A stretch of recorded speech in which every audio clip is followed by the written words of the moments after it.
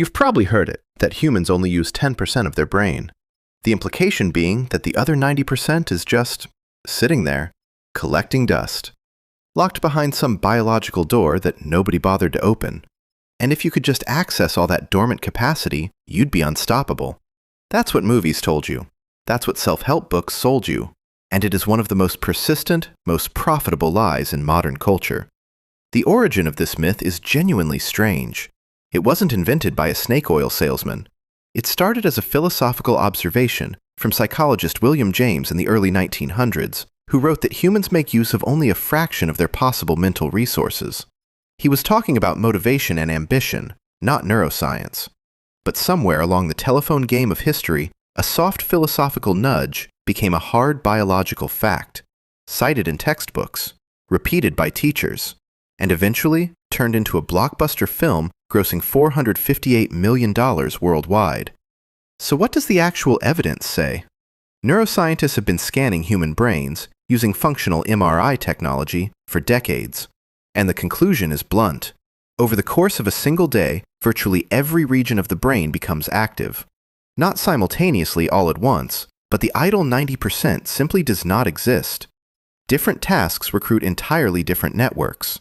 Walking to your fridge activates your motor cortex, your visual processing areas, your cerebellum for balance, and the prefrontal cortex, which will absolutely judge you for eating at 2 a.m.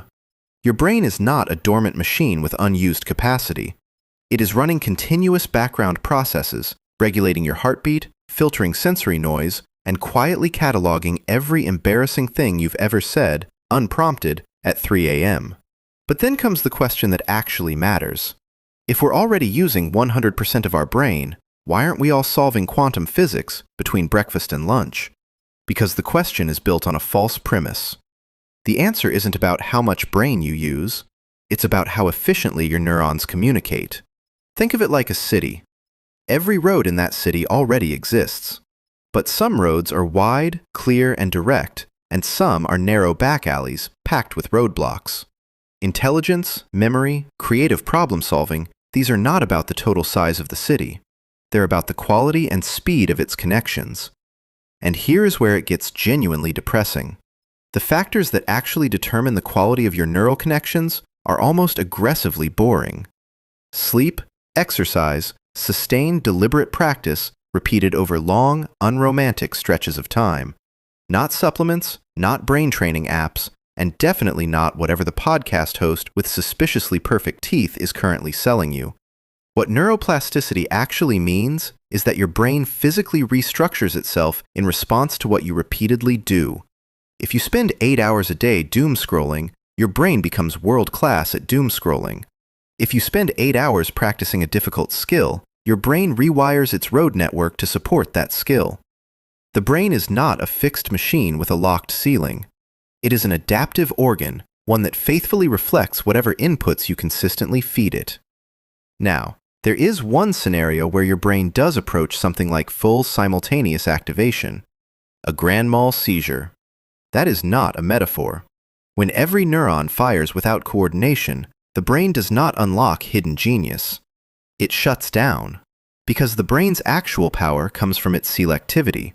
Its ability to suppress the irrelevant and amplify what matters is what intelligence actually is.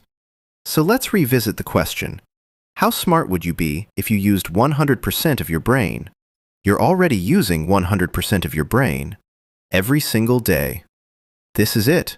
The more uncomfortable question is what you're pointing that capacity at. Your brain will optimize ruthlessly for whatever you repeat. It carries no judgment. It doesn't care whether that thing is calculus or the third rewatch of a comfort show you already have memorized.